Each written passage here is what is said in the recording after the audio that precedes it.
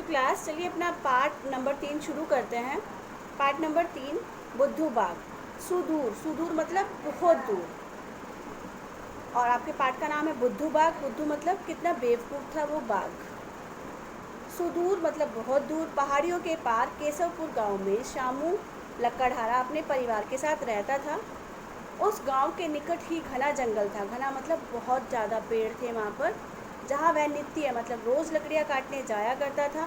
एक दिन शामू जब जंगल में लकड़ियाँ काटकर उन्हें एक रस्सी से बांध ही रहा था। जब एक दिन शामू जंगल में लकड़ियाँ काटने के बाद उसको गट्ठर बना रहा था, क्योंकि गट्ठर बांधकर ही वो आराम से उसको उठा सकता है, कि तभी करीब से मतलब उसे पास से ही किसी बाघ के गुर्राने की आवाज़ आई, बाघ के चिल्लाने की आवाज़ आई, जिसे सुनकर वह भय से काँप उठा। वह डर गया।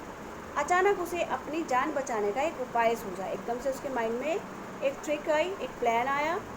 उस गट्ठर को बांधने के बाद उसे उठाने का ऐसे अभिनय मतलब एक्टिंग करने लगा जैसे वह गट्ठर बहुत भारी हो। वह उसे धीरे धीरे से धकेलते हुए एक ऐसे स्थान पर ले गया जहाँ एक गहरी ढलान थी, जहाँ एक नीचे ढलान थी मतलब फिसलने वाली जगह थी और नीचे खाई थी। वह उसे बाघ बड़े ध्यान से उसे देख रहा था कि ये कर क्या रहा है, गट्ठर है तो उसे उठाकर क्यों नहीं ले जाता। बाघ यही सब देख रहा था। जब उसे नहीं रहा गया तो उसने गरजदार आवाज़ में उससे कहा, सुनो लक्कड़हारे, यह गट्ठर दिखने में तो छोटा सा है, फिर तुम इसे उठाकर क्यों नहीं ले जाते हो। लक्कड़हारे को तो इस मौके का इंतजार था कि ये कुछ बोले और मैं उसको बातों में उलझाऊँ, उसको पागल बनाऊँ। वह तुरंत बोला, तुम्हें क्या पता, यह गट्ठर सचमुच बहुत भारी है, मैं तो इसे 1 इंच भी नहीं उठा सका। अगर तुम में हिम्मत है तो इसे ऐसा करके दिखाओ कि मैं तो नहीं उठा सकता, तुम उठाकर दिखा दो मुझे इसे। लक्कड़हारा उसे उकसाते हुए आगे बोला, मैं दावे से कह सकता हूँ कि मैं शर्त लगा सकता हूँ कि यह तुम्हारे बस की बात नहीं है। उसकी बात सुनकर बाघ दाव में आ गया। उसको तो गुस्सा आ गया कि ऐसे कैसे हो सकता है, मुझे कोई कैसे चैलेंज कर सकता है। जैसे ही उसने पूरी ताकत लगाकर उस गट्ठर को अपने पंजों से धकेलना चाहा, वह गट्ठर हल्का होने के कारण गट्ठर बहुत हल्का था, तुरंत आगे की ओर सरक गया और बाघ अपनी ही झोंक में बाघ भी उसके साथ साथ लुढ़कता हुआ चला गया खाई में। श्याम बिना एक पल गवाए सिर पर पैर रखकर, मतलब सिर पर पैर नहीं रखे जा सकते लेकिन मतलब बहुत जल्दी में भागने को बोला है, सिर पर पैर रखकर वहाँ से भाग खड़ा हुआ। फिर कुछ दिनों तक वह जंगल की ओर नहीं गया डर की वजह से। लेकिन अब कितने दिन तक नहीं जाता, लकड़ी तो चाहिए ही होती है घर में खाना बनाने के लिए। जब वह कुछ दिनों के बाद फिर जंगल में पहुंचा तो उसका सामना उसी बाघ से हो गया। बाघ देखते ही उसे पहचान गया और धारते हुए बोला, दुष्ट आदमी, उस दिन तुम मुझे धोखा दे गया था, लेकिन आज तुम मेरे जबड़ों से बचकर कहाँ जाओगे। अब तो मैं तुम्हें कच्चा चबाकर ही दम लूँगा। ओह, फिर श्यामू ने बोला, मैं तो यहाँ तुम्हारी जान बचाने और तुमसे माफ़ी मांगने आया था। फिर से उसने दूसरी ट्रिक लगाई, तुम मेरी बात पर विश्वास भी नहीं करोगे। यह कहकर श्यामू लक्कड़हारे ने निराशा से मुंह लटका लिया कि मैं तो तुम्हारी जान बचाने आया था, अब तुम विश्वास ही नहीं करते मेरे ऊपर, तो मैं क्या करूँ। यह देखकर बाघ कुछ सोच में पड़ गया। फिर वह उत्सुकतावश बोला, उसको जानने की इच्छा हुई कि कैसे ये मेरी मदद करने आया है। तुम मेरी जान बचाने आए थे, वो कैसे।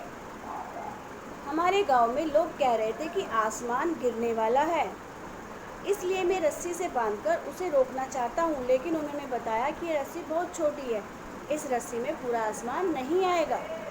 इससे तो अच्छा है कि तुम खुद को इस पेड़ से कसकर बांध लो, कि तुम ही बांध लो अपने ऊपर इस रस्सी को और इस पेड़ के साथ बंध जाओ, तो जब आसमान गिरेगा कम से कम तुम बचे रहोगे।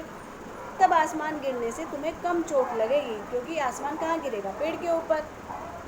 तभी मुझे तुम्हारा ध्यान आया कि भला तुम्हारे पास जंगल में रस्सी कहाँ से आएगी, कि जब सब लोग बात कर रहे थे सबने तो अपने बचने का कोई ना कोई तरीका ढूंढ लिया, लेकिन मुझे तो तुम्हारा ध्यान आया कि तुम्हारे पास तो रस्सी भी नहीं है, कहाँ से मिलेगी तुमको, तो इसलिए मैं तुम्हारी मदद करने चला आया, इसलिए मैं तुमको रस्सी देने आया हूँ। परंतु लक्कड़हारा बाघ को अपनी मीठी बातों में फंसाते हुए बोला। बाघ ने जैसे ही उसकी बात सुनी वह श्यामू का आभार व्यक्त करने लगा, मतलब बोलने लगा थैंक यू, उसको थैंक यू बोलने लगा कि ठीक है तुमने मेरे बारे में अच्छा सोचा। और तुरंत उसे एक मोटा पेड़ दिखाते हुए बोला, दोस्त, क्या मैं तुम्हें उस मोटे पेड़ में बांध दोगे ताकि मेरी जान बच सके। खुद शेर ही बोल रहा है कि आ जाओ मुझे बांध दो। शाम ने बहुत ना देर तक ना नुकर की कि नहीं नहीं मैं नहीं बांधता हूँ, आप तो मेरे ऊपर विश्वास ही नहीं करते हो, मैं कैसे बांध सकता हूँ।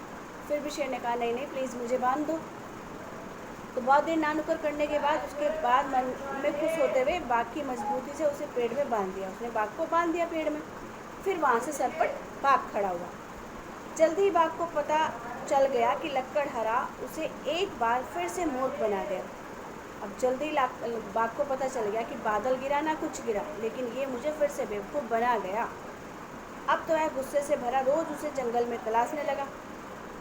फिर से राम शामू कुछ दिन तक नहीं आया। अब फिर उसे लकड़ियाँ काटने के लिए एक दिन फिर से जाना पड़ा। एक दिन जब शामू बड़ी तन्मयता से मतलब बहुत मन लगाकर लकड़ी काट ही रहा था, काटने में जुटा हुआ था, तो बाघ ने उसे पीछे से धर दबोचा। खुद को बाघ के शिकंजे में पाकर बुरी तरह भयभीत हो गया, बुरी तरह डर गया कि अब ये रोज़ रोज़ मेरी बातों में तो आने वाला है नहीं। लेकिन ऊपर से अपने आप को निर्भय दिखाते हुए बोला, अरे मित्र तुम कैसे हो? अब उसने बोला, मक्कार, धोखेबाज, बाजी मनुष्य, मैं तुम्हारा मित्र नहीं हूँ और न ही आज मैं तुम्हारी चिकनी चुपड़ी बातों में फंसूंगा। बाघ दहाड़ते हुए बोला, नहीं नहीं मित्र, तुम्हारे हाथों मरने से पहले मैं तुम्हें एक रहस्य की बात बताना चाहता हूँ। बाघ के पूछने पर शामू उसके कान में फुसफुसाते हुए बोला, दोस्त, इस पेड़ पर बने एक घोंसले में एक अद्भुत अंडा है जिसे खाने से तुम दुनिया के सबसे ताकतवर जानवर बन जाओगे और तुम्हारे शरीर के भीतर अद्भुत शक्तियाँ आ जाएंगी। बाघ ने जैसे ही यह बात सुनी वह खुशी से उछल पड़ा और शामू से बोला, यह तो तुमने बड़ी अच्छी बात बताई है। अब तुम मरने से पहले एक काम करो, इस पेड़ पर चढ़कर मेरे लिए वह अंडा ले आओ, क्योंकि मैं पेड़ पर नहीं चढ़ सकता। यह कहकर बाघ ने शामू को अपने पंजों से आज़ाद कर दिया। पंजों में पकड़ा हुआ था पहले, फिर उसे छोड़कर बोला कि पहले तुम जाकर मेरे लिए वो अंडा ले आओ, मैं उसको खा लूँगा, ताकतवर बन जाऊँगा, फिर तुम्हारी जान लूँगा। शामू फौरन पेड़ पर चढ़ गया। बाघ नीचे खड़ा हुआ मुँह करके उसे देख रहा था। उस पेड़ पर कच्चे आम लगे थे। शाम के दिमाग में अपनी जान बचाने का एक और उपाय सूझा। उसने झटपट 2-3 कच्चे आम तोड़े और उनका रस निकालकर ऊपर देख रहे बाघ ऊपर देख रहा था, देख रहे उसकी आंखों में टपका दिया। बाघ दर्द के मारे तिलमिला उठा और उसकी आंखें बुरी तरह जलने लगी। जब कोई आँख में हमारी चीज़ पड़ जाती है तो हमारी आंखों में दर्द होता है, तो हम उसको नहीं खोल सकते आँख को, और दर्द भी होता है। उसे कुछ यही बाघ के साथ हुआ। उसे कुछ भी नहीं दिखाई दे रहा था। शामू के लिए इतना मौका काफ़ी था। वह फुर्ती से पेड़ से उतरा और फिर से अपने गांव की ओर दौड़ लगा दी। इस तरह अपनी सूझबूझ और अक्लमंदी से शामू ने उस बाघ से 3 बार अपनी जान बचा ली।